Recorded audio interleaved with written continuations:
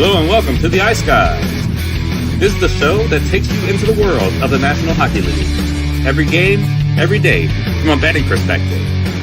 With pro sports handicappers, Ian Cameron, Alex B. Smith, and various guests from the world of hockey and sports betting.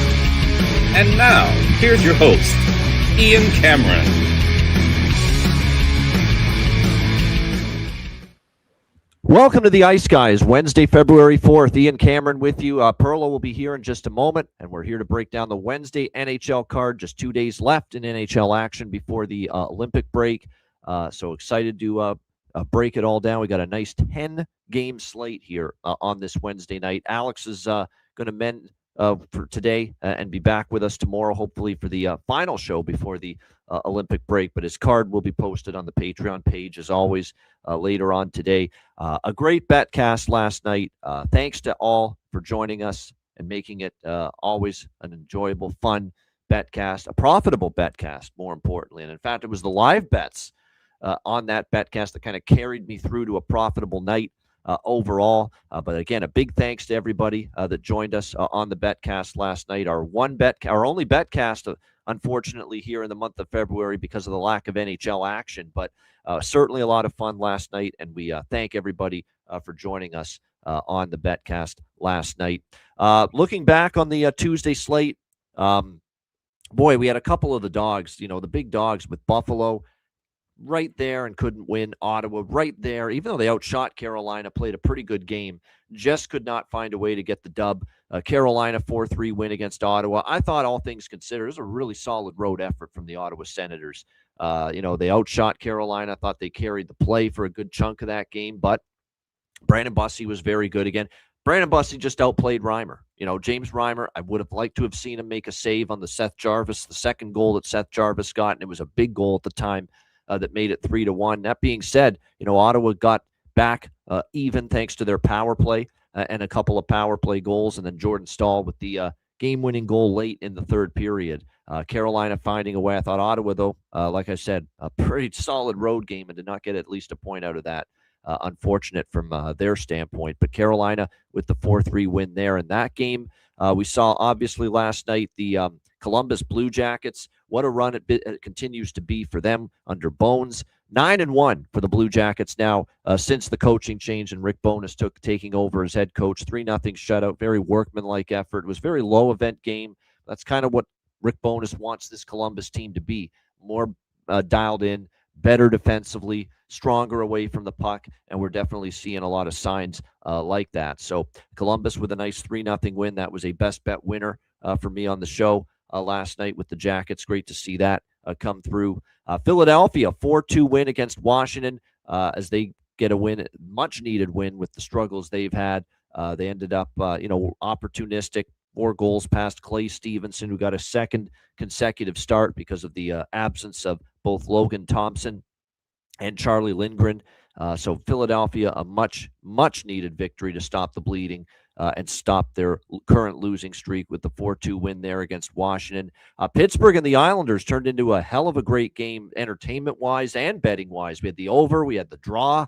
We cashed both of those. John Massey hit on the betcast last night, a correct score at 4-4 in regulation. So it was a great result for a lot of the Ice Guys family on with this game. Obviously, and the New York Islanders, man, they find a way. They were down multiple times. They're down 1-0, take the lead. Down 3-2, tie the game. Down 4-3, tie the game again. And then Bo Horvat in overtime to give the Islanders a 5-4 win over the Pittsburgh Penguins. And like I said, it ended up being a nice, spirited effort from the Islanders. Down multiple times, coming back each time and finding a way to win. Well done by the Islanders, and that's now 9-2 to the over in the last 11 head-to-head meetings between the Penguins and the Islanders. Really, that's the reason I took the over. It's not like I was necessarily looking at the current form and expecting a ton of goals, but sometimes when you see two teams going head-to-head and they just have a pattern of a certain style against one another, and in this case, higher scoring games, that's why I like a lot of the series history overs, and that's why I try to mention them when I see them. And that's definitely what we saw with the Penguins and the Islanders. And like I said, now 9 out of the last 11 head-to-head meetings have gone over between those two teams. Tampa Bay, you got to give them credit. I mean, that tells you just how freaking amazing they've been in the last month or two. That's a brutal spot coming off the big comeback and all the pomp and circumstance and all the excitement of the outdoor game, the Stadium Series game on Sunday, and a down 5-1, come back, beat Boston 6-5, goalie fight between Vasilevsky and Swayman. All that was just ripe for an emotional hangover or letdown, and they avoided it, and they found a way to win. It wasn't pretty, but Tampa Bay was able to find a way to win. Tough loss if you're Buffalo because you were up 3-2 in the last minute. But Darren Radish, who has been, that's just a perfect symbol of this Tampa Bay season, that, he has been phenomenal in the absence of Victor Hedman on that Lightning blue line. He gets the tying goal with 26 seconds left in the third period, and then Jake Gensel wins it on a breakaway in overtime, and Tampa with a 4-3 win despite a brutal spot. So to get out of that game where we didn't hit the Buffalo first goal first period, we pushed on the first period money line, and then to lose the smaller bet on the full game money line, it's pretty tough. We did have the over by Fecta though, and if you were on the betcast, we did hit Buffalo to score a goal in the first period, which they did. We got that at plus 120, or at least I did. So again, I know a few people got on that as well. So like I said, very, very impressive. That might have been even more impressive than coming back to beat Boston, just because of coming off a game like that. It's not easy to be able to find a way in Tampa that good right now that they were still able to find a way to win that game. Toronto and Edmonton. We talked about this on the betcast. This is why your patience is important in sports betting. It didn't look good, right? It was scoreless well into the second period of that game last night. And here I am with a live over 6.5 that I took on the betcast, a live, 5.5. And it's like, holy mackerel, no goals still in the second period. And maybe you start to panic a little bit, but no, I never do. You stay calm. You always know, especially with teams like this, the floodgates could open at any moment. You stayed patient. And then all of a sudden, bam, you had 3 goals in about a 4-minute span in the second period, 2 of them by Toronto, for it to go to 2-1 at the end of the second. And then, of course, another goal bonanza in the third period of that game as well. And it was great to see that. But, like I said, I end up hitting the over 5.5 live during the betcast, the over 6.5 live during the betcast, even when it was looking grim, it's scoreless 7 minutes into the second period. So like I said, it's all about that patience and just sticking to your conviction and sticking to, tried and true methods of value when it comes to live betting. And we definitely were able to take advantage of that with the Leafs and the Oilers game ultimately opening up. That's a real great win for Toronto. 5-2, because the Calgary win and the Vancouver win, rightfully so, does not do much for anybody. Those are lousy hockey teams. Edmonton's a better team than those two. You did it on a back-to-back on the road, third game in 4 nights. You went there, you shut them down, you did a pretty good job, and more importantly, I think it's a relief for a lot of Leaf fans. Anthony Stolarz finally looked a lot more like the Stolarz of last season, when you could even make a case for him to be in the Vezina running last year. That's how good he was for the Leafs, and he had really struggled his first couple starts, looked rusty coming off the injury. He didn't play well against Vegas. I would say he didn't play that great against Seattle either in his last start, but certainly was a lot better last night against Edmonton. Made a couple of dazzling saves in the third period when Edmonton was making that push, and Toronto with a 5-2 win. And look, 3 wins in a row. They're 5 points out. They're not totally dead yet. People are already in the Toronto media market saying, they're going to sell. They're done. They're finished. Still a lot of season to go. That being said, Toronto has a lot of work to do, and they're going to have to come out of the break, play very good hockey. Like, they're going to have to go on this kind of a 7-1, 8-1 type of run coming out of the break to really get themselves right back into the mix as far as the playoffs are concerned. And it's pretty crazy where, unfortunately for the Leafs, they are now, how many points do they have? 63 points. They have 1 point fewer than Vegas. Vegas is leading their division, and Toronto's out of the playoffs. How about that? Vegas is leading their division with 64 points. Toronto is just 1 point less than Vegas. Vegas leading their division. Toronto 1 point fewer, out of the playoffs. So like I said, just unfortunately, the Atlantic Division is not the place to be this year with just how strong, stacked, and consistent top to bottom it has been, no question. And the last game of the night, Anaheim-Seattle, nice solid win for the Ducks, 4-2 against the Seattle Kraken. We lost the first period over, but late last night, and really we did this just to have something to cheer on, a bet to root for in the third period. But we jumped on over 4.5 and over 5.5 in the third period. We hit both of those. I know Alex cashed Anaheim fourth goal prop during that game as well. So great to see those cash in, and a nice win for Anaheim as they continue to play some very good hockey, and they get a 4-2 win against Seattle last night in that one. All right, let's get into the card for this Wednesday. Pearlo will be here in a moment. Let's dive right into it and begin with Boston and Florida. This is the first of another TNT doubleheader. Shout out to Turner Sports. Back-to-back nights with a doubleheader. They've been doing this a lot, Tuesdays and Wednesdays of late. Another doubleheader on TNT tonight. This is the first game. Florida minus 150 home favorites, 6.5 the total in this one. Now, the Bruins are off the outdoor game and stadium series, but I don't know if the slow start that we kind of thought might happen to Tampa Bay applies to Boston, because Boston's on the other end of that game where they had a 5-1 lead and they lost and they blew the game, and lost 6-5 in a shootout. You could look at it and say, okay, maybe they are hungover from it. You can also look at it and say maybe they come out guns blazing here tonight, coming off a loss like that, which I'm sure was very, very disappointing. So we'll see how this one plays out. Florida, 4 straight losses. Time is ticking. They're running out of time, and they're running out of racetrack, and the deficit is getting bigger, not smaller, from them to the second and final wild card spot. They're now 9 points back of Boston for that second wild card spot. This essentially becomes, if you lose in regulation to Boston tonight, damn close to being over for the Florida Panthers as far as making the playoffs and trying to make it a third straight Stanley Cup championship. This is a game. There's not many times you say must-win game, and it's technically not a must-win game, because a must-win game, I always say, is when you're facing elimination in a playoff series. And if you lose that game, your season's over. That's a must-win game. But this is more of a hypothetical must-win game, but it feels as close to being a game you've got to have, if you're going to have any sort of notion of getting back into the playoff mix here for the Florida Panthers. Sergei Bobrovsky will be in net here tonight. Again, he's been shaky this year. It's not been stellar goalie Bob. 3-8, believe it or not, since January 1st. Can you believe he's 3-8?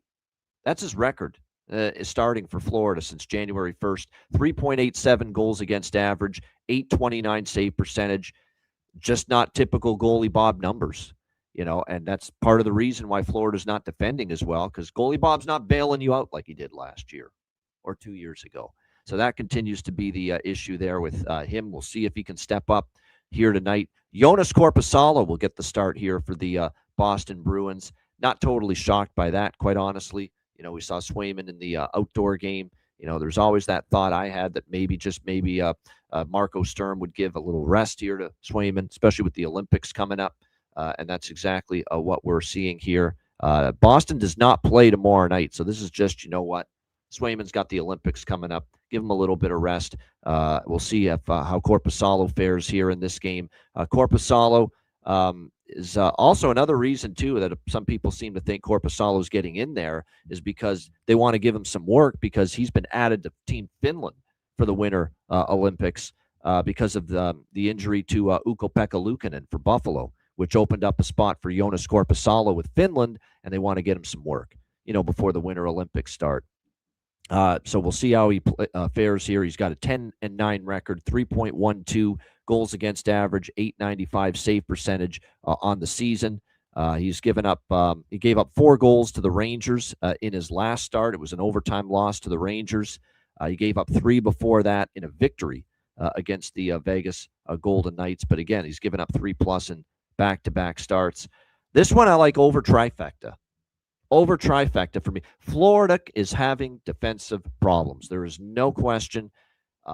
You look at it, they gave up 5 to Buffalo, 5 to St. Louis, 4 to Utah. The struggles have been immense, as far as the defensive end of the ice is concerned.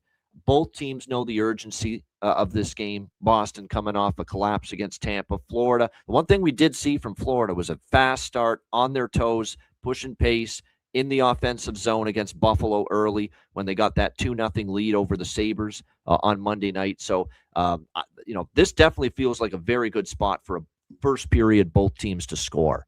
First period both teams to score, I think, is a solid look here. Urgency on both sides. Certainly there's got to be from the Florida Panthers. There's no question. And as well as the first period over and the full game over. But that first period, both teams to score makes a ton of sense. This easily could be a 1 goal apiece opening 20 minutes here between these two teams. Just updating the injury situation. Anton Lundell will be back here for Florida. So that's big. They at least get him back in the lineup. Brad Marchand, though, still out for the Florida Panthers. Pavel Zacha and Elias Lindholm both will remain out for the Boston Bruins here in this game. I mean, from a side perspective, a money line perspective, it's Bruins or nothing for me. I probably should take a shot with Boston at this price, knowing how untrustworthy Florida is right now. But this is still the heart of a 2-time Stanley Cup champion. They know the team they got to catch is the team they're playing tonight. They're 9 points back of this Boston team. This is a gotta-have-it game for Florida. But as we talk about, must-win doesn't equal will win. I don't fully trust the Panthers. I'm willing, at least pregame, not to bet against them either in a spot where this got to be a game they get 2 points against the team they have to catch for that final wild card spot. Pearlo is in the house with us now. Pearlo, good job, of course, on the betcast last night. What do you think here, Boston, Florida? Yeah, I think as far as the side, I think this is live bet here. You want to take a look at what both teams are going to be doing coming out of the gates, especially Boston after that. Like you were mentioning, after that big game against Tampa. Boston really is not a team that falls into those spots this year, though. I mean, they've been winning as much as they have simply because they play the same no matter what. I mean, they've been a great bad spot team, especially at home. But here they are on the road. Huge game. What I do like here is I like the over, especially first period of both teams to score, especially with Corp in net. Corp has been playing well, but it is a difficult spot to put him in here. So I believe Boston will either wake up or come out hard to begin with. Florida's got to be in a desperate mode right now, you would have to think. So I like both teams to score first period, and I'm going to go with the over 2 here. I think we could have quite a humdinger first period, and I like over for the game. I just think you have two desperate teams. Both of them are allowing goals or scoring goals. Either one, one of them will allow it. One of them will score. So I think we will get over for the game at over 6.5 here. So that's my regular plays for that game. I had Schwint for a goal at plus 900. Lundell is coming back, though. He was going to be on the second line, and I liked him there. But I do like the way he's been playing. I like the cut of his jib. I might even still sprinkle a little bit on him because Potras for a goal too. This is a guy who's trying to stay out of the minors and has been playing like he wants to stay out of the minors. He's been playing extremely well. So I got him for a goal. Had Rodriguez, but I'm taking it off now that Lundell is back. The other thing about now Lundell being back, that Luosterainen, Lundell, and Reinhart line is fantastic as a shutdown line when they play. They generally don't score a lot when they're together. They actually are more shutting down the opposition. This is the reason why I kind of like Boston players down the lineup. I think the top line could be shut down not too bad today. So Boston players down the lineup, Minton or something like that. But also I'm going to point parlay Bennett and Tkachuk. I think both of those. I think if the points are going to probably come from that line here. So I like Bennett over shots and maybe Bennett for a goal, Tkachuk for assist, back and forth, something like that. I like that line here today for Florida. I like the Latvian kid again. He scored last game. I bet it. Sandis Vilmanis has really been picking it up. He's really looked solid for the Florida Panthers since he's been up with this team. So I'm going to go back to the well with that on the Florida side. It is worth noting that at the moment they've got Lundell between Vilmanis and Greer. I think at the moment Paul Maurice might keep Rodriguez with Reinhart and E2 Kuhlman, Lusterine, and we'll see if that is indeed the case, but looking like that's possible. For Boston, Husnudinov still on the top line, there's value. Take your pick from Middlestat, Minton, and Arvidsson. That line's been good lately. Middlestat's chipped in. Minton's, of course, the rookie of the month. He's been great. Arvidsson's got goals in back-to-back games. So it's hard to really go wrong with any of those three as choices. And you mentioned Potter. He did score last game. So, and obviously playing with some urgency to stay. He doesn't want to go back down. Nobody wants to go back down to the American Hockey League. So urgency to try to keep showing that he can stay and produce here at the NHL level for Matt Poitras. All right, Montreal, Winnipeg. Even money, -110 both sides, 6.5 the total in this game. Montreal was my initial lean. Then I saw Montembeault starting and quickly pivoted. So won't be on Montreal now. That being said, I'm not taking Winnipeg off a road trip. I'm not exactly excited about the Winnipeg Jets in this spot, and they're not the better team anyway. Montreal is, in my mind. So, and Montreal's off that tough loss in overtime to Minnesota in their last game. We'll see if they're able to bounce back here in this matchup. Like I said, but for Winnipeg, even with Montembeault in net, and we've got questions, he hasn't been sharp here the last few times we've seen him in net. With Winnipeg coming off a 4-game road trip, that's not a spot I'm excited about backing the Jets. So this is a nothing burger for me right now. Maybe if it falls to 5.5, this could be a live over target, but there's not really much for me here. I could maybe look to the draw. I will look to the draw here. We do have 3 of the last 5 meetings between the Habs and the Jets going past regulation. We saw Winnipeg's last game against Dallas go to overtime. Montreal's last game against Minnesota went to overtime, and 2 of the last 4 have gone to overtime for the Montreal Canadiens. So I think there's enough parameters here. There's enough flags. There's enough indicators here that the draw has some potential. So the draw, I will sprinkle on that. Pearlo, what do you think here? Montreal, Winnipeg.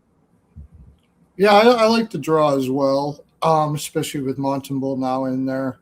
I do like Canadians first goal, first period, and Canadians money line first period with Winnipeg coming off the road there, and them having that tough loss in Minnesota. I think they should come out flying here.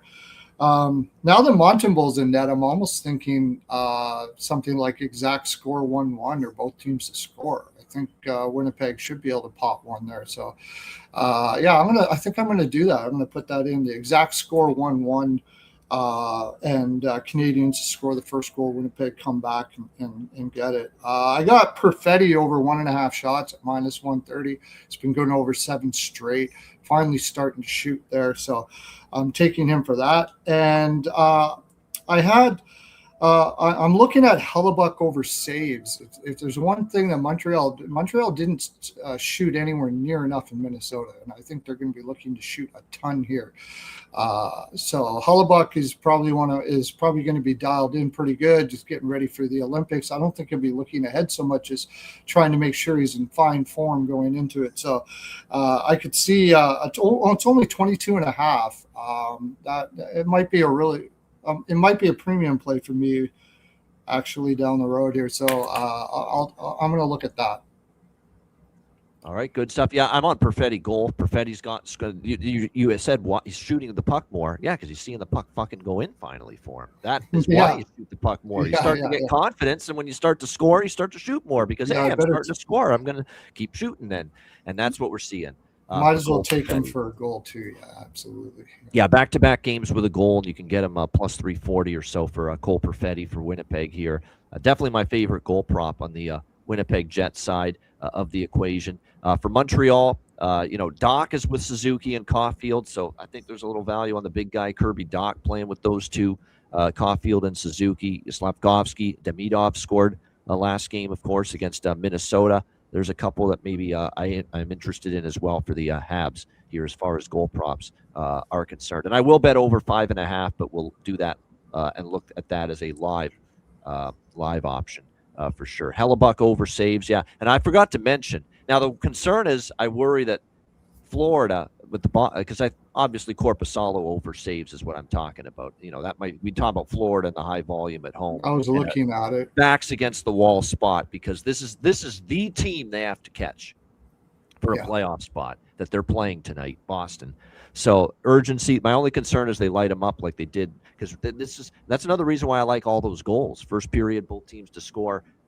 First period over, full game over with Boston, Florida. If you remember, we opened the NHL season last year, Boston at Florida, and it was Korpisalo versus Bobrovsky, that same matchup, and I think it was 6-4 for Florida, and it was like 4-1 Florida after the first period. I remember that game, and it was just a ton of goals early. It's the reason why I like the over here, because I am thinking about over saves, but even if he's lit up, he's probably going to be lit up for like 4 or 5, and Florida could be shooting something around 35 shots here straight at him. So, and Boston, I think, is not going to give up in this game. So, it could. I think it'll stay somewhat tight. I don't think it's going to be like a blowout for Florida in this game at all. I can't see it. So, it could be like a 4-3 score, 5-3 score, and Korpisalo still gets over his save. So, I was looking at that.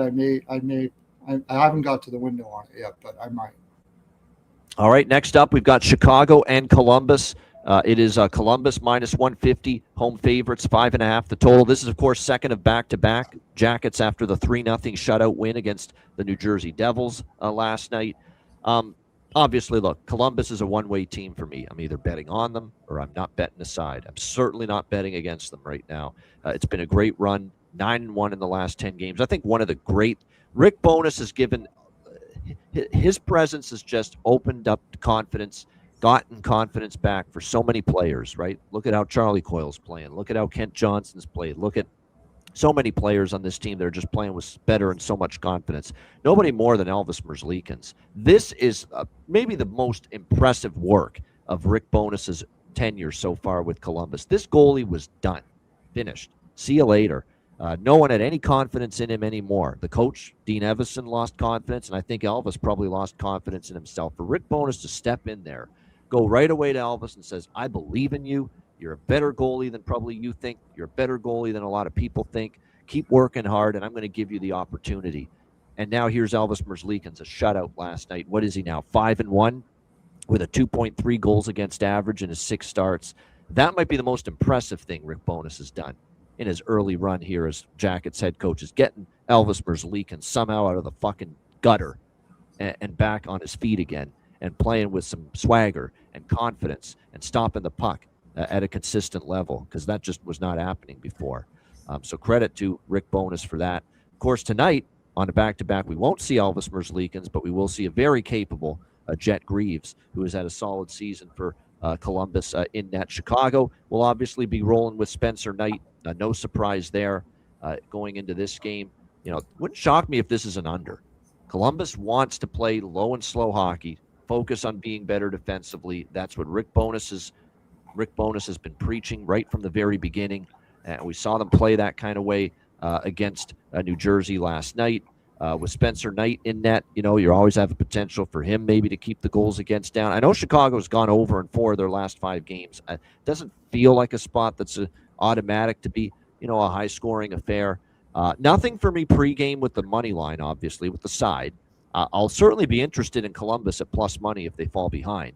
And probably will look to that because they have also pulled off some comebacks during this 9-1 run under Rick Bowness. So Columbus live if they're a plus money, I'll bet it, but nothing pregame. The draw is kind of appealing. I could see this going overtime. I don't love it either. We'll wait. There's other draws I like more. I like the game we just talked about a little bit more with the draw. There's a couple more, but like I said, more of a live betting game for me than anything, although I do have some props, and I'll mention some of those. I'm going to take Olivier, you know, for Columbus. I think it's worth a shot. He's heating up. 3 of the last 5 he scored for the Jackets. I'm going to go back to Isaac Lundestrom one more time because I believe Marchenko is going to be out again, and he's still going to be with Fantilli and Marchment on that top line. The value's still great, even though he didn't, you know, it was a low-event game. He didn't score last night, but it's still, in theory, conceptually, a strong value look with Isaac Lundestrom as long as he stays on that top line. And then I think for Chicago, you know, you got Nazar, Bedard, Bertuzzi on the top line, Teravainen, Moore, Burakovsky on the second line.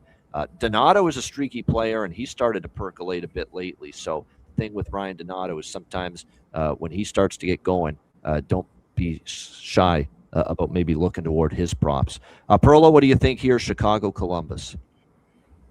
Yeah, kind of put me aback here because you're the over king, and I kind of was leaning to the over in this game.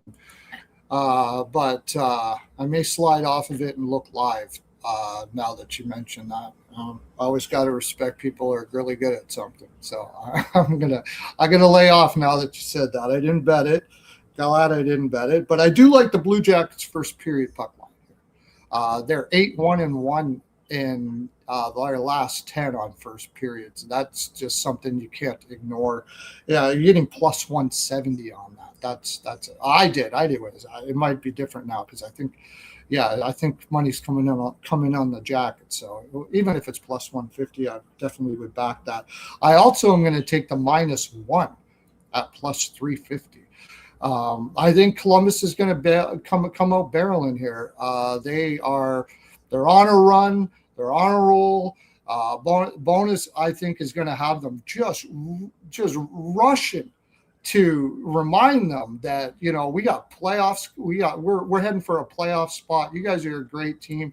As far as what you said with Merzlikins, the Merzlikins to me seems like a guy that just doesn't take criticism very well, and he's just a guy that needs to be buttered up all the time. Butter.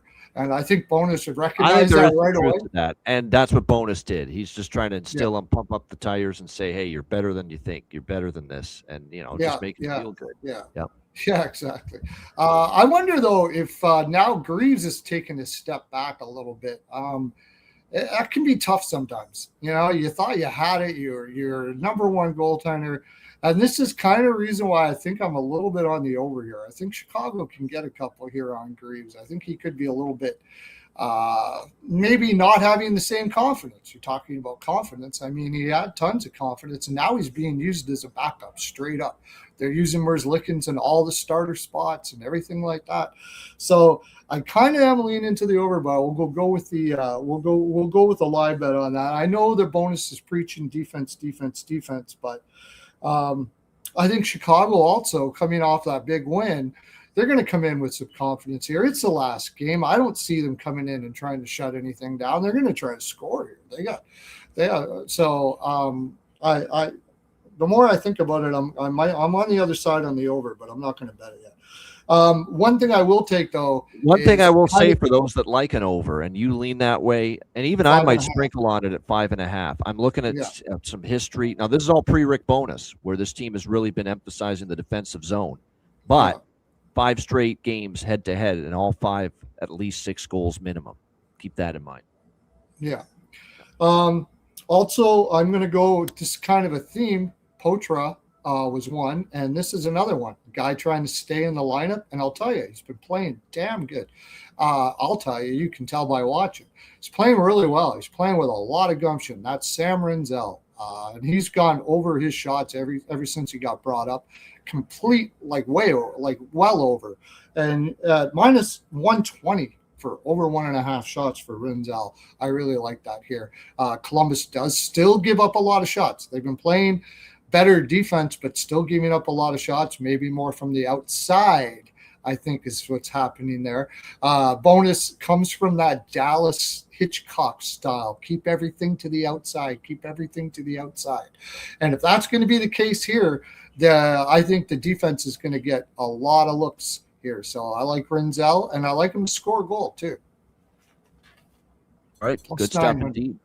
Yeah, I'll say this about Greaves. Greaves still has given up 3 goals or less, I believe, in one. Let me count it up here. 1, 2, 3, 4, 5 of his last 6 starts, he's given up 3 goals or less. But the outlier is that Tampa game, that game that Columbus won 8-5. He gave up 5 goals. That was just one of those crazy games. It developed into pond hockey back and forth. I don't think he's been nearly as just dominant form. Greaves the last little bit hasn't been bad, but you're right. Little decline, but still overall the numbers are solid. We'll see how he fares, though. But I think now there's a little more pressure on Greaves now because obviously Rick Bonus has opened his arms, literally and figuratively. If you watch the post game, he gave Elvis a hug after that shutout win. He's opened his arms literally and figuratively to Elvis Merzlikins, Rick Bonus. So the pressure's on Greaves to, hey, if you still want to get your share of starts, you're going to have to play well. And we'll see if he can do that here tonight for the Blue Jackets. And yes, Foligno in And Ryan Green out. Good call. And Alex was in the chat just mentioning that for Chicago. All right, Minnesota, Nashville. Minnesota minus 125, road favorite, 6.5 the total. Nothing more needs to be said. I like the draw a little bit. I do think it's a good draw spot. I can see overtime here with these two teams head to head. But you know what I like most of all? It's the crazy run continues. 17-2 Minnesota to the over in their last 19 games. Not to mention, I think they're now 10-1 in the first period over. In their last 11 games entering tonight. So, yeah, over by Fecta. Keep on rocking with it. The gift that keeps on giving. Over 1.5 first period, over 6.5 full game. Pearlo, what do you think here? Minnesota, Nashville. Yeah, I got it at a 6 last night, which was unbelievable. Definitely taking the over on that. How is that? I saw that too. It was 6 juice to minus 120, but how the hell does that open a 6? How? I have no idea. I was just like, boom.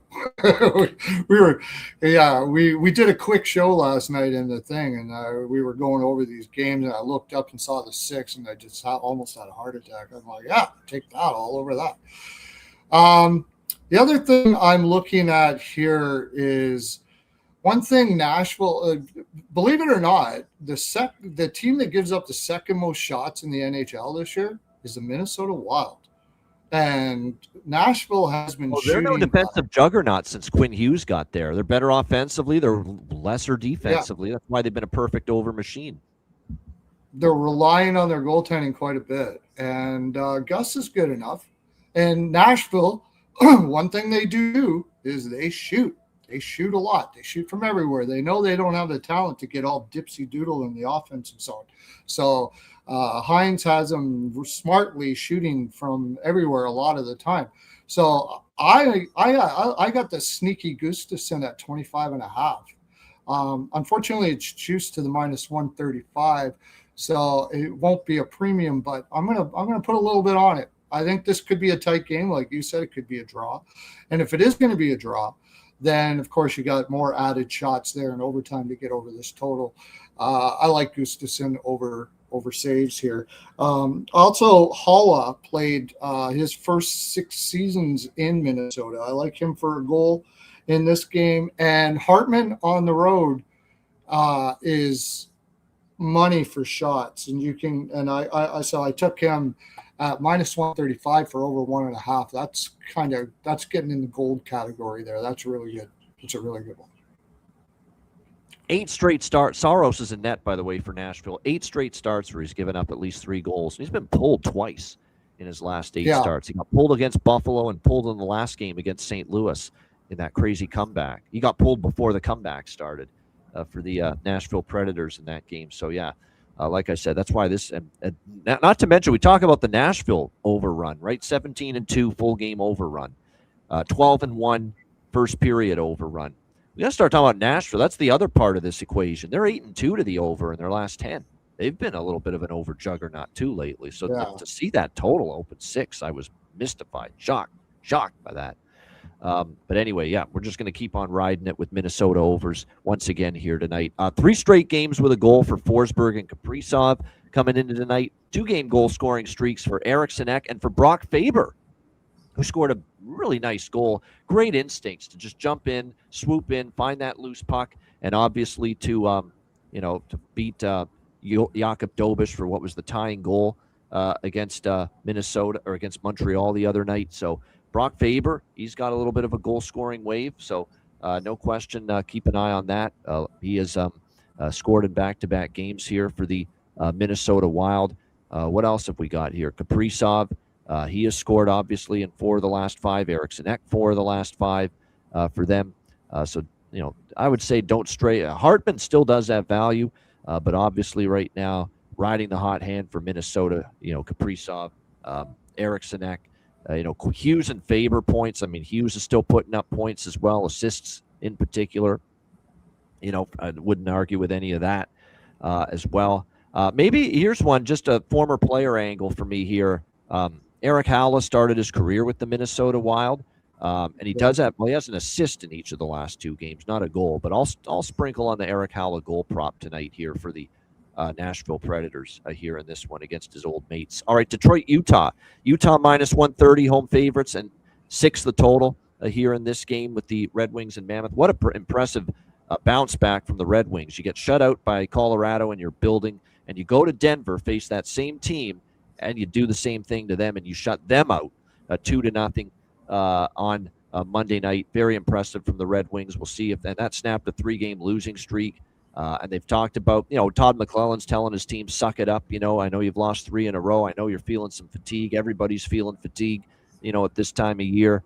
Suck it up, find a way to get through it and win. And they certainly did that against Colorado. We'll see if they can do that here at Utah. Karel Vejmelka confirmed in net here for the Utah Mammoth here tonight. What's interesting is we know John Gibson's gotten the lion's share of starts lately for the Detroit Red Wings, and rightfully so. He's been absolutely phenomenal, but he's not been confirmed yet. No site has confirmed who the starting goalie is yet for Detroit, which leaves the door open maybe that we could see a Cam Talbot night in net for the Detroit Red Wings. Not saying for sure that will be the case, but when you go this long and you have not seen the goalie announced, it makes me think Todd McClellan's maybe considering giving John Gibson a little rest here tonight. We'll see. But again, hasn't been confirmed as of yet. So that's what I'm waiting on. Can't move on this game until I see that. The draw is kind of appealing to me here with Detroit and Utah. You got an East team versus a West team. Both teams needing points, wanting points here in this game. So this is a good draw candidate here. Red Wings and Mammoth. I'll probably be on that. If it's Talbot, I'll probably like the over in some fashion. If it's Gibson, I'll probably like Detroit in some fashion. Because this price with them, plus 110, I know Utah's been a good home team this year. I get that. 16-8-2. But when's the last time they've beaten a real great team at home? I know they beat Toronto on a brutal spot for Toronto a couple of weeks ago. They did beat Dallas at home a couple of weeks ago as well. But, the rest of their home wins lately, Seattle up and down. Philly was struggling when Utah beat them. They beat Vancouver. That does nothing for me in their last home game. So, like I said, if it's Gibson, I'm probably going to be interested in a plus price with Detroit here. Pearlo, what do you think? Red Wings, Mammoth. I just think this is too tough of a spot for Detroit after those 2 Colorado back-to-back games in altitude and everything like that. Utah, I mean, they got nothing else to play for here. They got to keep that playoff spot. I just think it's going to be too tough for Detroit here. Utah is great shot, is not a great, but very good shot suppression team, and Detroit relies quite a bit on volume to score. I think they could just pooch out here. It's going to be tough. I think Utah's going to be playing. I'll say this to that point. Todd McClellan was talking about the team looking tired, and some of the players saying looking tired as well, and yeah. The good news is they had a day off. Toronto did not get this luxury. Toronto had to play Colorado, Utah back-to-back on the road a few weeks ago. At least for Detroit, they do get the day off. But it is still 2 in 3 days in the altitude. With everything. Team complaining, the coach worried that they're feeling some fatigue. So that could be a little bit of a detriment here tonight. Especially that Colorado win. Yeah. I mean, how do you recreate that energy against Utah? It's just such a flat spot. To me, it's just such a flat spot. I like Utah team total over 3 and 3. If it's Talbot, I might even go to that Utah team total over. Yeah. I might. Yep. I like Utah money line. It's not a bad price at minus 130, and I'm taking Utah puck line too, plus 180. I really am high on Utah here. Utah first period puck line. I like Utah everything, and a little bit on Yamamoto for a goal. Now I'll take Yamamoto again. He let me down the other night, but I'll still come back one more time to him. Yeah. Go to Pearlo's NHL POW. I haven't been able to dive heavy into props today because I was real busy before the show. So I'll post them up on my Twitter there. And also there's I got a short that you can listen to as well. All right, good stuff there. It's not much. Like I said, for Utah, I like Lawson Krause, though. I will say that he's still on the top line with Schmaltz and Keller. So and Yamamoto, those are the 2 props I like most of all for the Utah Mammoth. Dylan Gunther, of course, still is looks like he had that injury concern, but he's been back now for a couple of games. Got an assist against Vancouver in the last game. For Detroit, one player I will bet here is Casper. Been waiting on Casper. He did score one of the goals against Colorado the other night. He's still with Larkin and Raymond. So, we've been waiting for, like, Casper has been up there for so long and just hasn't given you the offensive production you expected. So definitely now that he's found the back of the net, maybe it gets our old friend Casper, the friendly betting ghost, going a little bit for the Detroit Red Wings. All right, San Jose, Colorado. We've got Colorado minus 280 home favorites, 6.5 the total in this game. Oh, good point by Jonathan. JVR, 4 goals in 6 games against Vimelka. So maybe it's a JVR night here for Detroit in this game. Here, you talk about a team that looks like they need the break and running out Mason of gas. Hamilton's up on the second line. Oh, okay. Good point. Who did you say again?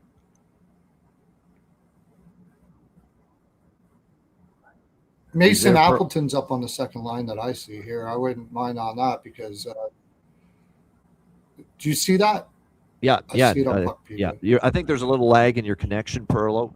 So you know what you can do? Exit the studio, come back in, see if that fixes it, because I noticed your connection was just lagging there for a bit.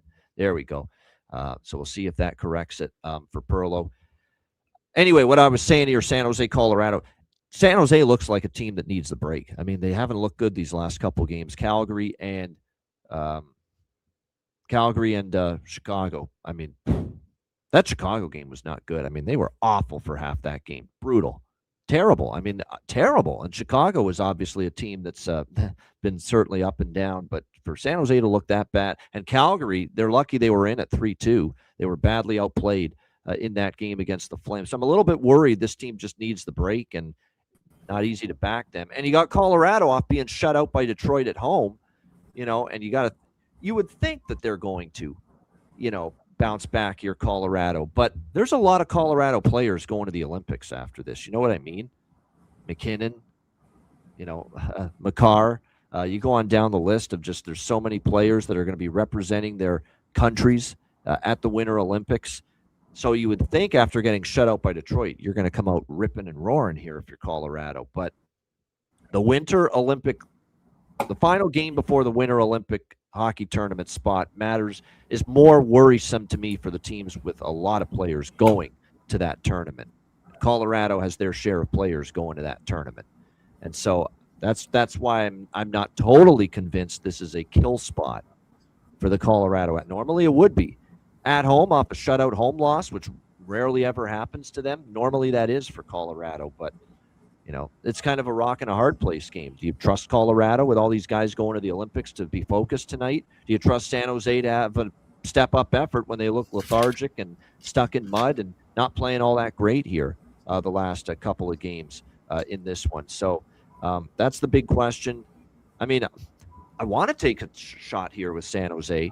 I am going to bet them in the first period to score. They're close enough now to that minus 300 range in this game. Colorado as a big favorite. We've talked about that angle. It's not there. They're not a minus 300 favorite or better, but they're close. And we've talked about that angle of the underdog scoring in the first period in those spots against a favorite of minus 300 or more. And I think it's close enough that you get San Jose in that minus 130 type of price range to score in the first period. I do like that with San Jose. I mean, they have to be good early, because if you're slow out of the gate like they were against Calgary and against Chicago, especially Chicago, you're going to get blitzed here possibly at Ball Arena. So you've got to be ready to make a strong impression early in the hockey game if you're San Jose. So that's why I think if they're behind after the first period, they're going to be in some trouble. So actually, FanDuel's got it at minus 124 for San Jose goal in the first period. I do like that. That to me is worth a look here in this game tonight for the San Jose Sharks. As far as the full game money line, hell, I don't. If I had seen better out of San Jose, I'd be way more interested in taking them at plus 240.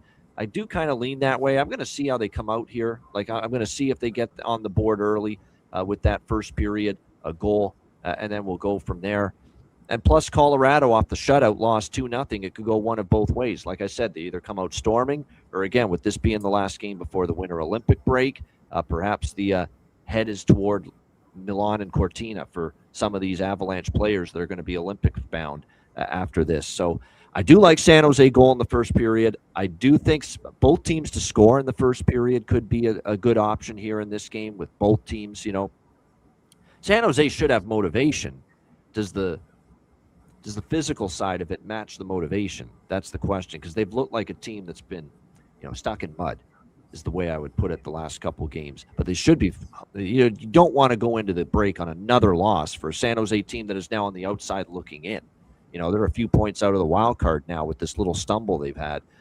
So both teams to score first period over. San Jose goal in the first period. Probably wait to get a live over rather than bet 6.5 pregame as well. It's kind of what I'm looking at. Hard not to like overs when you have Colorado at home and Colorado off a very rare shutout home loss.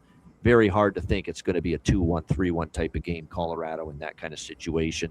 And goaltending, by the way, for this game, it is confirmed that we were going to have Yaroslav Askarov for San Jose, Mackenzie Blackwood for Colorado. Pearlo, what do you think here? Sharks, Avs? I just like over for the game. San Jose will probably set the pace for sure. I mean, they're not going to come out slow here. I would imagine they were kind of looking ahead of this game in the Chicago game, and the coach kind of woke them up and said, "Hey, we got a game right now," and they did, wake up, and they played a lot better. So whatever they got left here, there's nothing to do but play as hard as you can. So I think they'll set the pace. I think Colorado's pride at home is going to come to fruition eventually here. So I'm gonna play a little bit on this now, but I'm gonna really play it live, and that's the over 2 second period. I do like the over first period and both teams to score or something of that nature, but I really think Colorado will wake up in the second period, especially if the Sharks are up early and our Sharks are up in the first. That would be a slam play. If the Sharks happen to be up 1-0 or 2-1 in the first, I think Colorado will wake up and play for their fans in the second here, and you'll see a really high scoring game. So I got the over 6.5. As far as the side is concerned, you're right. Like, kind of want to go with the Sharks here at plus 240. I don't. It's another live. It's a great live betting game. If Colorado, maybe they're like, look, enough is enough. I don't care about the Olympics. We don't care about that. We got fans here. We're at home. We got to protect our barn. They come out flying in the first. They could ruin the Sharks here. So I really don't know either way which way it's going to be. So it's going to be more of a live bet to me than anything. Maybe Sharks plus 1.5. I don't know. It's tough, but I like the over 6.5 for sure. Yeah, and by the way, overs in the first and second. First period probably over is good to look to. 17-4 combined, by the way. 17-4 combined.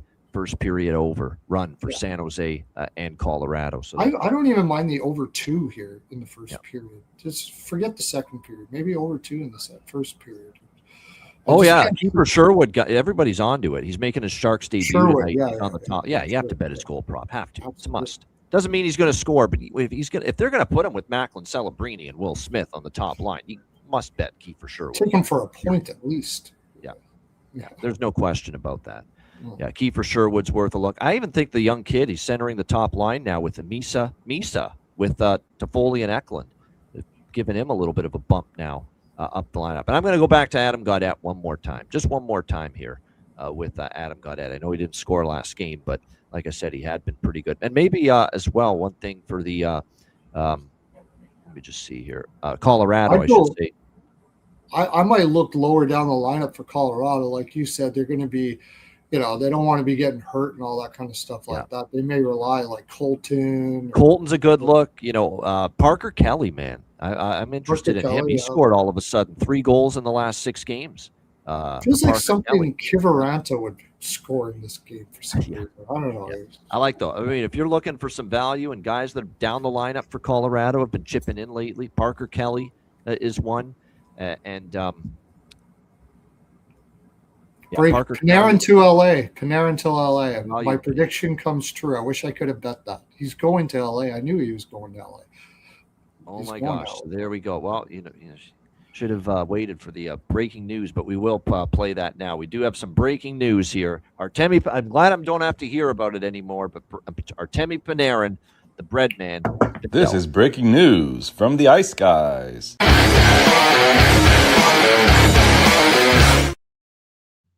All right, there you have it. Indeed, it is Artemi Panarin to the Los Angeles Kings. Very, very interesting turn of events here. Look, they do need offense, LA. We know that. I mean, from a need standpoint, I see it. I'll be the first to admit. Like I said, I will be the first to admit. I'm not a Panarin guy when it comes to the playoffs. I'm not. I think there's always more to give for him in the playoffs in those big moments and big spots, and I don't often see it. He's a great offensive talent. We know that. He's a great regular season player. I know that. I just wish we see more from him in the postseason. But the Kings are thinking about, we got to make the playoffs first.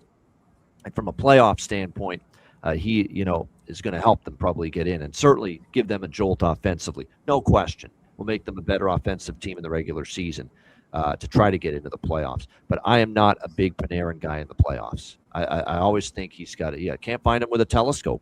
Russell Deck, 100% in the playoffs. Way too many times we see it with him. So, like I said, if your goal is making the playoffs, he'll help. If your goal is winning the Stanley Cup, I don't think he's that big needle mover some people will think he is. That's me, though. But he is an LA King, and we'll see what that means as far as, what's going to go back to the New York Rangers. We're trying to find out what kind of return they got.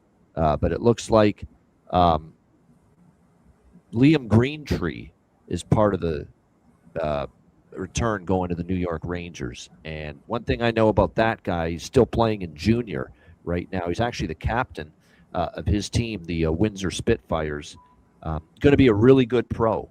One of these guys is going to be a good leader, good in the dressing room, be good offensively, be good defensively, do a lot of good, be a good two-way player, and character type of player as well. So that's a good player in return for the Rangers, no question about it. But Panarin to the LA Kings, Pearlo, what's your thoughts on him going to La La Land? Yeah, as far as like the green tree, first of all, like talk about the Rangers. You're getting the reason why Drury is getting rope here is he basically is told he's going to change. He wants high character players. He's trying to bring in high character players. He thinks there's been a character problem in there. It's been sort of a spa in New York, and you know what? He might not be wrong. It could very it's very well could be true. As far as Panarin going to LA, it's head scratching to me, depending on what the return is.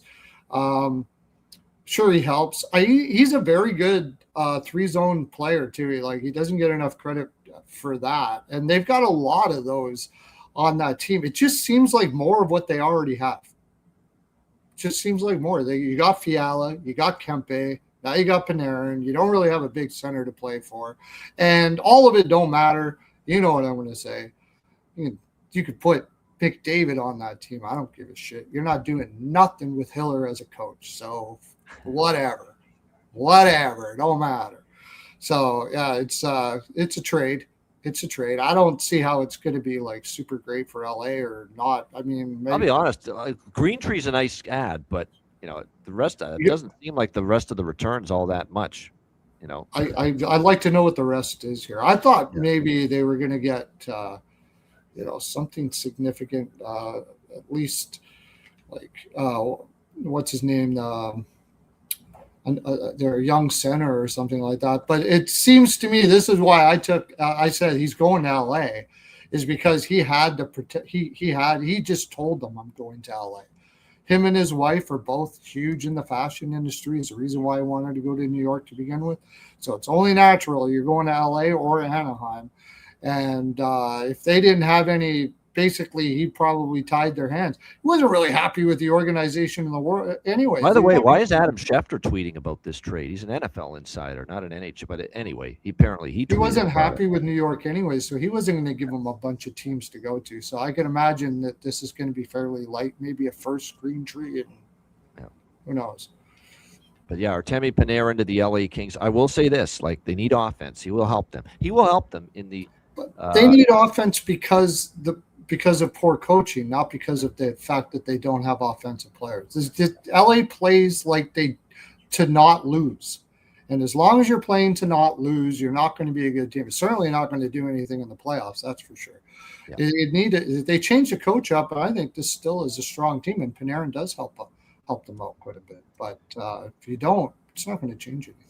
All right, St. Louis and Dallas. On we go to the rest of the Wednesday slate here. We've got Dallas minus 210 home favorites, 5.5 the total in this game.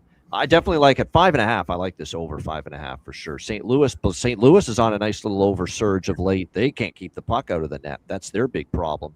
6 goals in that collapse to Nashville, 5 to Columbus, 4 to Florida, 4 to Dallas, 5 to. I mean, they've been an atrocious defensive team here. As 8 straight losses, or not 8 straight, but 1-7 in their last 8 games for the Blues. 5 straight overs for the Blues. Dallas is on a 5-game win streak, scored at least 3 goals in all 5 wins. They get Binnington tonight in net for the Blues. It's Binnington? Ottinger, yeah, it's Binnington for St. Louis, Ottinger for Dallas. I think 5.5 is pretty cheap.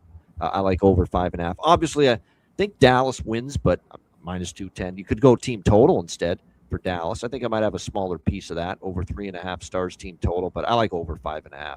With the way the Blues aren't defending right now, the fact that Dallas is scoring, and actually St. Louis is scoring too. St. Louis has picked it up offensively, but they've just fallen off big time defensively here during this bad run. So I think 5.5, the over's worth it.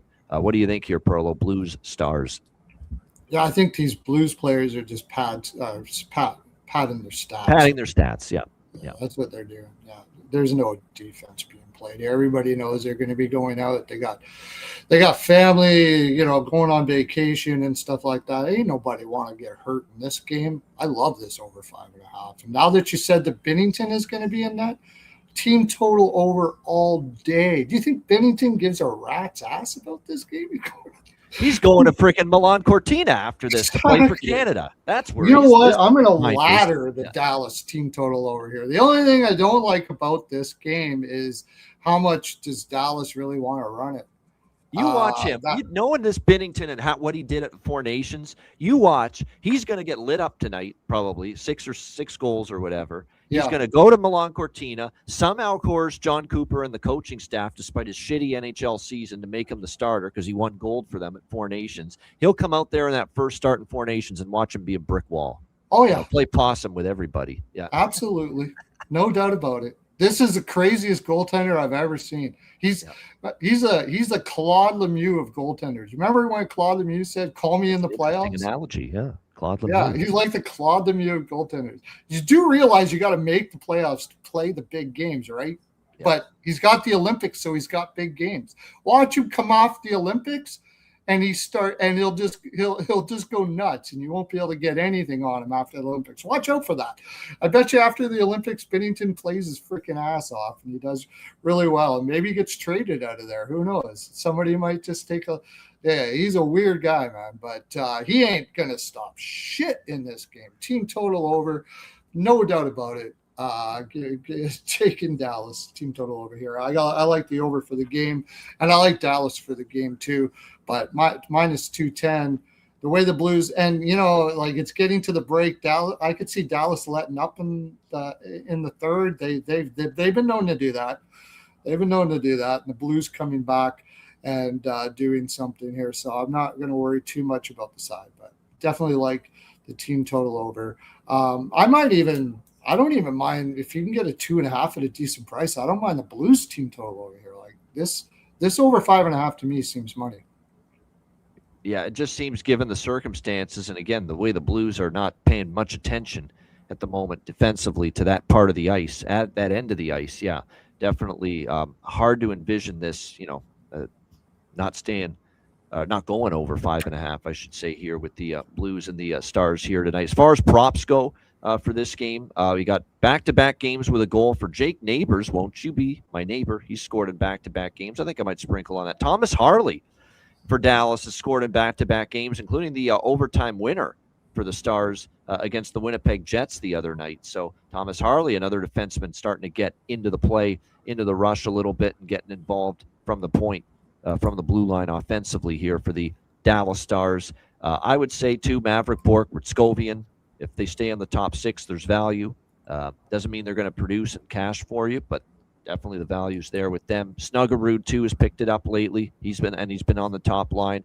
So him to go along with Neighbors are the two I would look at for St. Louis. And by the way, we do have a more minor trade going on that Nick Bukestad has been traded from the St. Louis Blues here in the last, I believe, 30 minutes or so. Nick Bukestad acquired by the New Jersey Devils. So there you go, the Devils. That'll get them to stop saying fire Fitzy. Here comes Nick Bukestad to the New Jersey Devils in that trade with the St. Louis Blues. So Nick Bukestad on his way to Jersey following that deal. All right, Vancouver and Vegas. We've got Vegas minus 290, home favorite, 6.5 the total here in this game. This is an impossible money line. Like, there's no chance Vegas is worthy of minus 290 the way they're playing right now. But is Vancouver bettable right now? And they did win against Anaheim. They did take Toronto to overtime. I get that, but yeah, it's not like I'm that excited to bet Vancouver here either. Akira Schmid will be in net for Vegas. It's Kevin Lankinen again here for the Vancouver Canucks. This is the kind of shit that's going on with the goaltending here for Vancouver, that makes you think, unless he's hurt, Tolopilo, he's not. That makes you think, are we just tanking? Are we just trying to lose, at this point in time? Like, Lankinen hasn't been any good. Really, he's not been any good at all for the Vancouver Canucks. So, to see, knowing that Tolopilo shut out Anaheim, Topo Gigio, or Topo Chico, as Alex would say, knowing he shut out Anaheim, he played pretty well against Toronto, even though they lost in overtime. I thought he played a pretty solid game, and yet you're going back to Lankinen, who just got lit up by Utah in the last game that he started. I mean, how is this not first period over? How is this not maybe even full game over? How is this not even Vancouver? There's people in our chat that like Vancouver to score in the first period.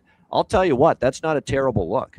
Vegas has gotten off to one slow start after another. How many games in a row now has Vegas given up a goal in the first period?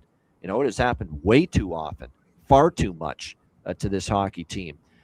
So that's probably what I'll do with Vancouver. I'll ask them to score in the first period, and that's all I will ask them to do. Because do I trust them to win the game? Not really. But there's no chance in hell there's any value to me, Vegas, in their current form at a money line price like this. So I'll probably get Vancouver goal in the first, and I like an over by Fecta here probably as well. What do you think here? This could be worth of both teams to score in the first period as well. Pearlo, what do you think here, Vancouver, Vegas?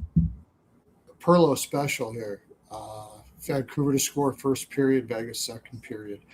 You get that. I'll bump it up to about plus 140 or something like that.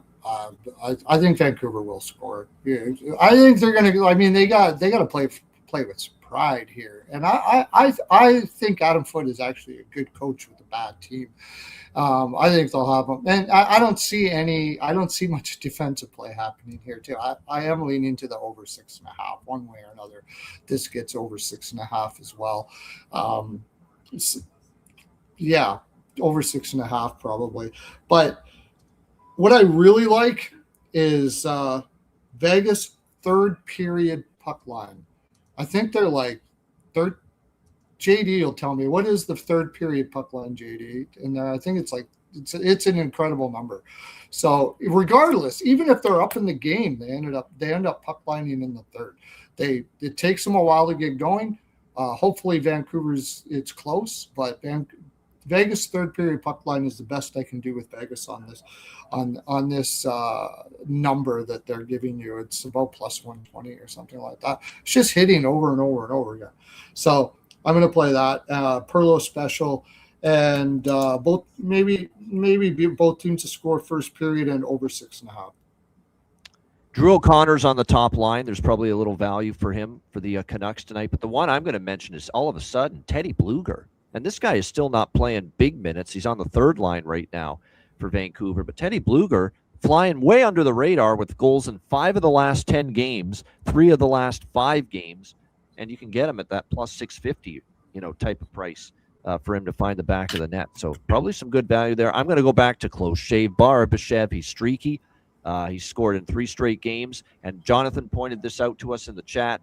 I think you have to bet him. If he is on the top line, and it looks like he is tonight, Alexander Holtz, slated to be with Eichel and Barbashev on the top line for Vegas. If that's the case, I mean, holy shit, you got to take that goal prop because the price on that is more than worth it. We're talking plus 600 at BetMGM right now for Alex Holtz. And if he plays on the top line for Vegas, that is amazing goal prop value there. All right, Edmonton, Calgary. Battle of Alberta. We've got Edmonton minus 135 home road favorites, 6.5 the total here in this game. I'm going to sprinkle on over 6.5 pregame. I'm going to wait to see if I get 5.5 or better live and add more. I do expect goals. I know Calgary's been an under team, but when it's Edmonton, Calgary, the animosity is ratcheted up. There's penalties. Often there's a lot of power plays because of the bad blood factor between these rivals in the Battle of Alberta. But I'm going to try to see if I can get 5.5. So I'll sprinkle on the pregame 6.5 and wait for the 5.5 to bet a little more over in this game. I'm not laying it with Edmonton on the road on a back-to-back. Am I excited to bet Calgary with one win in their last 7 games? No, but I'm not laying this with Edmonton, so I'm kind of off the side. I don't really love either end of this. Edmonton laying a price like this on the road with the issues defensively, with the goaltending struggles. I mean, I can't lay minus 135 with a team that has given up a minimum of 3 goals now in 6 straight games. In fact, they have given up a whopping, on that homestand, the last 5 games of it, this team gave up 24 goals. And the goaltending, whether it is Jari tonight, or obviously last night Ingram. Now, Ingram had actually been okay, but the last couple Ingram starts were not as good. Jari, it has been a problem. So Jari, this is a big start for him here tonight. He struggled recently. He's allowed at least 4 goals in 3 of his last 4 starts. And like I said, we will see if he can bounce back here, but kind of want to see it before I believe it. Devin Cooley will get the start here for Calgary in this game after not starting the last 2. He's lost his last 2 starts, hasn't been terrible, but 2 goals allowed to Washington, 3 goals allowed to Minnesota. He will be put to the test by Edmonton. The one thing they can do is score, and we know they'll be motivated to do so after a 5-2 loss to the Leafs last night. But, like I said, the only bets I've made pregame is over 6.5. We'll add 5.5 if we see it. Pearlo, what do you think here? Battle of Alberta, Oilers, Flames. Yeah, I'm going to play the over here. I can't see this being slow. But, I mean, by the way, the Calgary games are starting to become higher event, too. That's worth noting. The San Jose game could have went over, even though it was 3-2. Calgary had 42 shots in that game. And then the Toronto game, if not for some crazy, saves and bounces of the puck, that could have been more than 6 goals. So, yeah.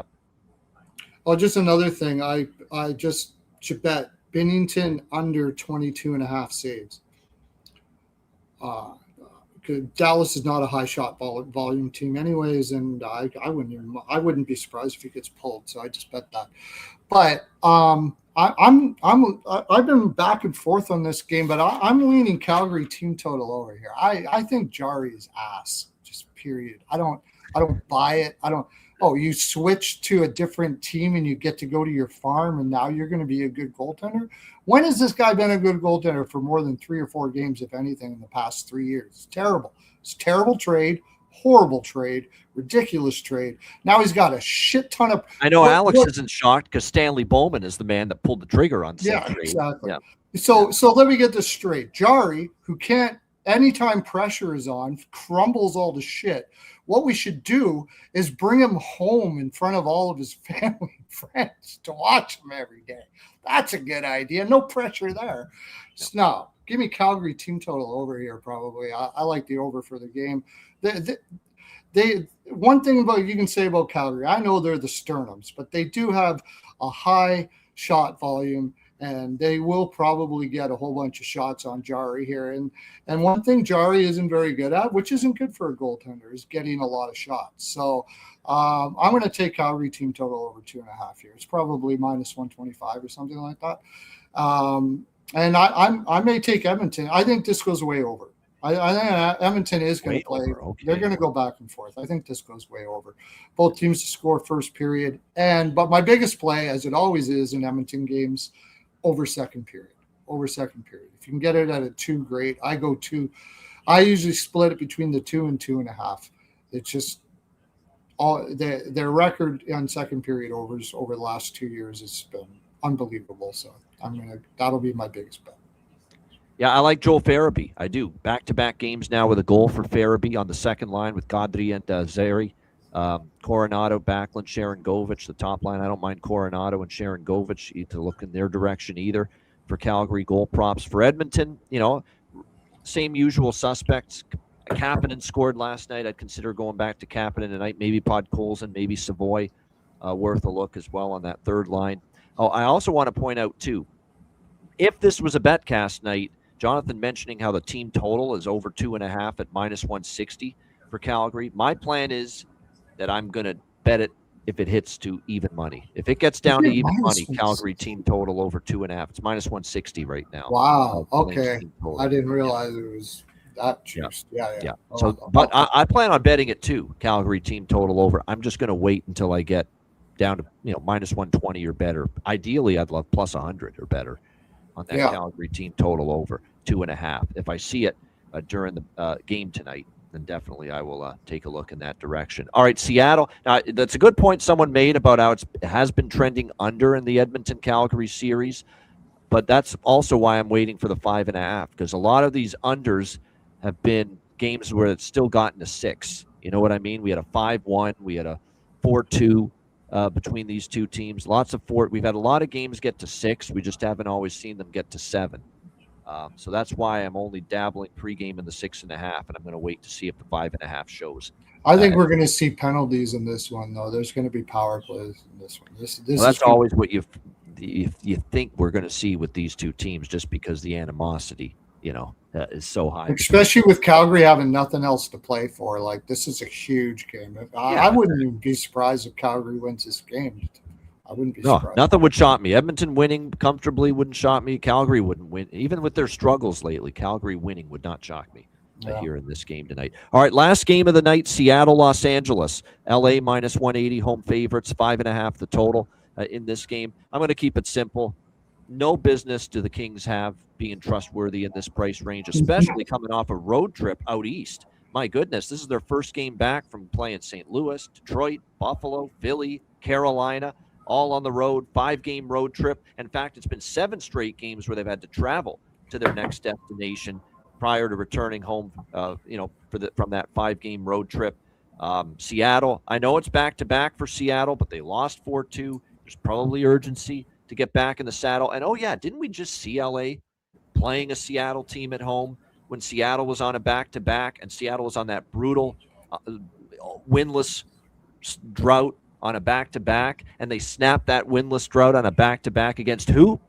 This LA Kings team. Yes, back in December when Seattle on a back-to-back beat Los Angeles here in LA 3-2. Give me the dog. Give me Seattle +150. Give me the draw. And give me Seattle split first period money line and first goal first period as well tonight, catching LA off this long road trip in the Eastern time zone. I think it's a great situational look here for Seattle. First goal first period money line, full game money line split between the 3 for me, and the draw, because we have seen some draw history between these two teams, and LA in particular. They've been draw machines here. Incredibly, 6 of the last 9 games have gone past regulation for the Kings entering tonight. Pearlo, what do you think here? Seattle, LA. Yeah, I wonder if that Panarin news is going to put a little lift in LA's shoes here, though, a little bit. Maybe when he gets there, but obviously he won't be there tonight. Yeah, I just mean like the idea that the organization is backing you in a big trade like that. Could be, or it could just be have belief in you, and they're trying to make the team better. That part of it's true. It gives you a mental boost. Yeah, trying to make Sure. But that being said, I'm still not trusting LA. So Seattle, I like that Seattle first period play. They were horrible on back-to-backs, but I think they've won their last 2, haven't they? On the back-to-back. So I'm taking draw and dog. Draw first period. I like one thing I do like. It's weird. I do like the Kraken possibly to win this, but I don't think there's going to be much scoring early. And I don't think this is going to be an over game. I think it's going to be a little closer. So I got no goals first 5 and under 6.5. I like playing those at minus 105. One guy I'm looking at here is actually it's going to be a bargain bin. I'll save it for later. Oh, Lindgren over 1.5 block shots. He's going 8 of the last 10. He's going way over. Minus 105 is worth the shot. All right. Yeah, so there it is from Jonathan. I 3-2 they are. Their last 5 games on the second night of back-to-back, Seattle. And so since and that drought, it was like an 0-16, 0-17 type of drought for the Seattle Kraken on the second night of a back-to-back. And they snapped that winless streak on a back-to-back against LA, December 23rd, right before the Christmas break. And they won in LA 3-2. So like I said, that's why I think Seattle's absolutely at this price in this spot worth a shot. And I like the early looks too. Jump on LA early, coming off that road trip, the first goal, first period. It fits that system play too, which is the 5, 6, 7 game length road trips coming home. We like the first goal, first period for the opponent a lot of times in that situation. All right, there you have it. Good stuff. As far as props, not too many for me in that Seattle-LA game, although I will say Byfield has now scored in back-to-back for the LA Kings. For Seattle, I mean, McCann's obviously been rolling. Eberle, Beniers, that line's been pretty good. You could look at it any of those 3 directions, and like I said, that line's been much better of late here for the Seattle Kraken. All right, great stuff. Shout out to everyone in the chat. 600 live viewers. We appreciate it very much. Hit the like button if you haven't done so already. Appreciate everyone tuning in. Make sure you check out wizardsportspicks.com. Daily premium picks. Get on board for a longer-term subscription as well. 3-day, 7-day, 30-day, and 1-year all sports subscriptions available. Wizardsportspicks.com. Number 1 in the NFL and NHL for me on the website. Profitable NBA season as well. So make sure you check it out. It's been great. And it's not just me. A lot of great handicappers on the website. Make sure you get on board and check it out at wizardsportspicks.com. And, of course, check out patreon.com/iceguys, just $10 per month. Again, very important to point this out. Don't pause your subscriptions on Patreon during the break. We're still going to have some bonus content for you. We'll be recording, I think, at least 1 or 2 Player Suite interview shows during the break. We're obviously going to also be posting still a betting card outside of the NHL during the break on a daily basis.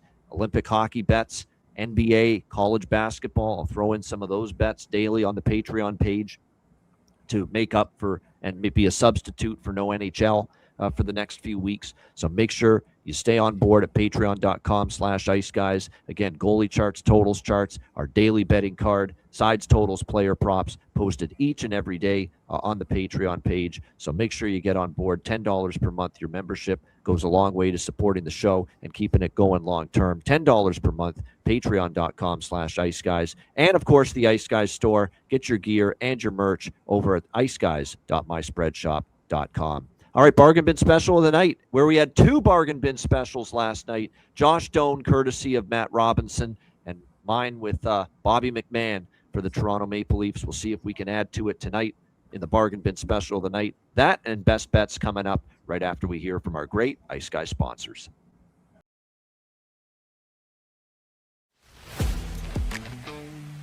Wizard Sports Picks, featuring the finest handicappers in the universe. Sharp insights, trusted picks, and relentless results. We strive to help you become consistent winners. This is Wizard Sports Picks.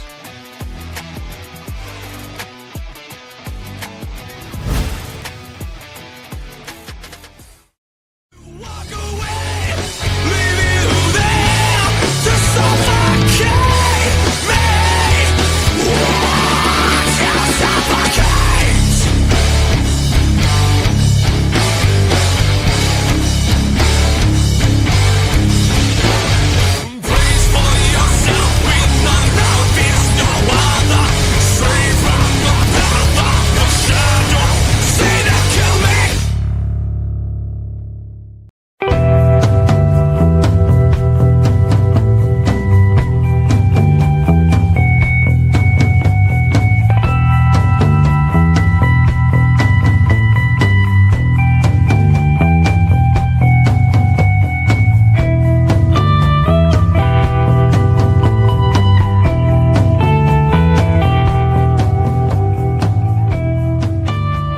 Cannabis, where the kings and queens shop.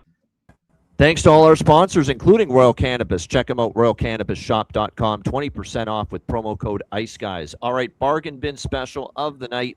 2 more added to the total last night as far as bargain bin special winners. We'll see if we can add to it on this big Wednesday night slate. Pearlo, we'll start with you. Bargain bin special of the night. Yeah, before I forget, Rico and Pearlo's house of exotic Jaime's NHL picks for like 9:30 Eastern every night that there's games, unless there's a betcast, although we snuck out and did one last night. But usually we don't do that. But we do. It's getting to the Olympics. I was getting itchy. I wanted to do it. So catch us on there. You got JD, of course. He comes on now on a regular basis, and exotic wagers as well. Go check him out on Twitter. It's at Exotic Wagers Dre. Fantastic, tons of fun. We enjoy it immensely. We have a lot of laughs. Keep the kids somewhere, though. I'll tell you that right now. Well, unless you don't care. But I got 3 bargain bins today, if that's okay. I'm going to go. You mentioned Kapanen in there. I like the cut of his jib just recently, and I like his speed against Calgary tonight. I think he can get him behind that defense no problem, especially Anderson gone and stuff like that. I like him tonight. I'm going to take him at plus 450. And in Montreal, I'm going to take an Alberta boy from Fort Saskatchewan, Alberta, going out west there against Winnipeg. There's always a big rivalry against Winnipeg and Edmonton, and I think he's going to be up for it. Also, I like the style of play he's going to have to play against Winnipeg. Kirby Dach, they're going to need guys like that up there, getting in front of the net and grinding it out in this game, I think. So I like Kirby Dach at plus 370. And I mentioned him over shots, and I am going to go with Sam Rinzel at plus 900 to score a goal against Columbus Blue Jackets. I love the way he's playing right now to stay in that lineup. He's getting a lot of opportunities, and I think he might pop one tonight. All right, there you go. I like a lot of those bargain bin looks. All right, Alex B. Smith in the chat mentioning his, going with the guy I went with last night, Isaac Lundestrom for Columbus plus 525. And I do want to point out, I'm hearing rumblings Marchenko is back tonight for Columbus, and if that's the case, he could get bumped from the top line, Lundestrom, tonight. That would be the one concern. But, hey, it's locked in. Lundestrom plus 525 for Columbus. Nick Foligno for Chicago plus 550 for Alex with his bargain bin specials. I've got 2. I'm going to Cole Perfetti. He's getting his confidence back. He's facing Montembeault. Montembeault's been giving up goals lately. I think Perfetti can make it 3 straight games with a goal for the Winnipeg Jets tonight. Plus 340. Great price for that. Cole Perfetti, Winnipeg, plus 340. And then the second bargain bin special tonight, we have to do it. I know he hasn't played in a while, but it's his debut with this team, but they're putting him right into the top line right away with Macklin, Celebrini, and Will Smith. Give me Kiefer Sherwood in his San Jose Sharks debut at plus 370 to find the back of the net tonight. So Cole Perfetti, plus 340 for Winnipeg, and Kiefer Sherwood, plus 370 for San Jose. With a bargain bin special of the night. All right, best bets here for this Wednesday. Let's start with Alex first because he posted his best bet a few minutes ago. There it is. Nashville and over 4.5 plus 130. So that's Nashville to win. A minor upset. They are a small home dog in that game. Nashville and over 4.5 parlay for Alex with Wednesday best bet. Pearlo, best bet. I'm stuck between the 2. Yeah, you're probably going to take the Minnesota one. I'm going to take the over 5.5 in that St. Louis-Dallas game for my straight bet. And for my prop bet, I'm going to take Kapanen over 1.5 shots at minus 120. Yeah, if you guys want to yell and scream boring at me with my choice of best bet, go for it. But all it does is keep paying me every single time. Minnesota, Nashville, over 6.5, minus 115. Hey, it's best bet. We're trying to win. And to me, that still remains the best damn bet on the board right now, these Minnesota overs. So let's go with that. Wild Predators, over 6.5, minus a 115 for my best bet here for this Wednesday NHL card. Shout out to everyone in the chat. Hit the like button. We appreciate it very much. And again, one show left before the Olympic break tomorrow. One last NHL card to break down. And we will do that tomorrow on Thursday. A reminder, the Ice Guys is live 7 days a week, Monday to Friday, 2 p.m. Eastern, Saturday, Sunday, noon Eastern. If you can't watch the show live, download the Ice Guys podcast in audio form on all major podcast platforms. For Pearlo, I'm Ian Cameron. Have a great Wednesday night. Enjoy the games and good luck. And we'll see you tomorrow. The final show before the break, 2 p.m. Eastern, right here on the Ice Guys.